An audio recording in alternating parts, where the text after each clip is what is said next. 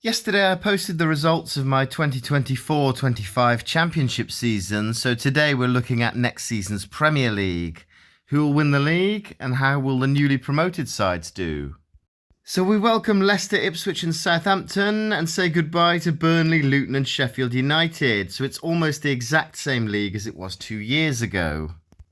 I wanted to control a mid-table team and it doesn't get much more mid-table than Crystal Palace, so I chose them. As with the Championship, I took a screenshot at the end of every month, and Chelsea lead the way at the end of August with a 100% record.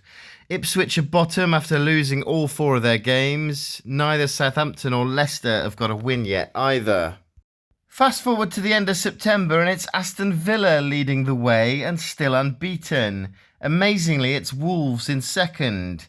Chelsea didn't win a single game this month, so dropped to 4th. And it looks like a long season for Ipswich, but look how bad Brighton have been. Joint bottom with 1 point. Aston Villa still lead at the end of October with West Ham in second. Is this going to be a bizarre Ted Lasso style season? Man City and Arsenal are just behind them, so surely it's just a matter of time before they take over.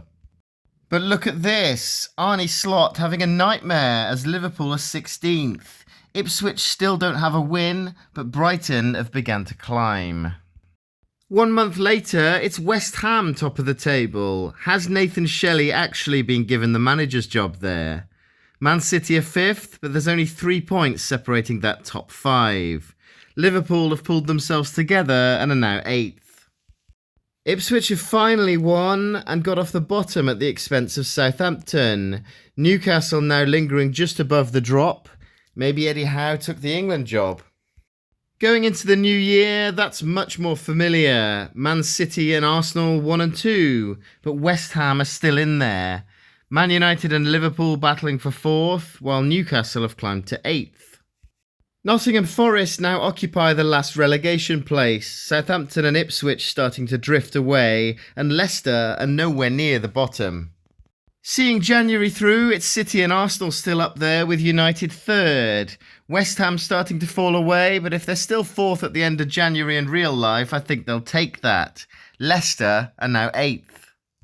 At the bottom, Brentford have dropped into that last relegation place, but Forest are only 1 point ahead of them.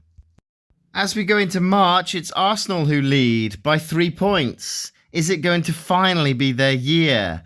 The Manchester clubs level on points with Villa in 4th. Will they qualify for the Champions League again? At the bottom, Ipswich and Southampton have barely cleared Derby's record low points, so surely they're both down. Brentford now 3 points adrift. What a difference a month makes, and it's all too familiar for Arsenal, who go from 3 points clear to 5 behind Man City. Surely that's 5 in a row for them now.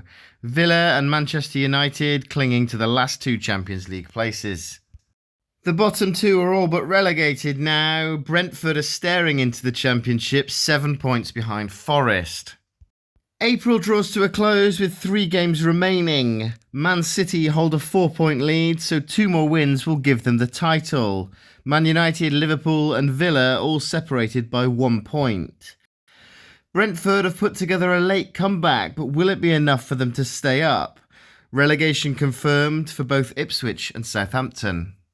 So on to the final table. 5 in a row for Man City? Or is it? Somehow City only took 4 points from their last 3 games, while Arsenal won all of theirs to steal their first title in 21 years. Liverpool and Manchester United edge out Villa for the final Champions League places. My mid-table choice proved to be accurate as Palace end up 11th. Leicester will be happy if they finish 13th. And it's Brentford who lose their Premier League status. Ipswich and Southampton were 2 of the worst Premier League teams in history. Surely they'll perform better than that. So Arsenal finally win the title according to FC24. I'll be playing through the entire season again when FC25 comes out. Who do you think will be Premier League champions in May? And who's going down? Let me know in the comments. Subscribe to my channel for more videos like this.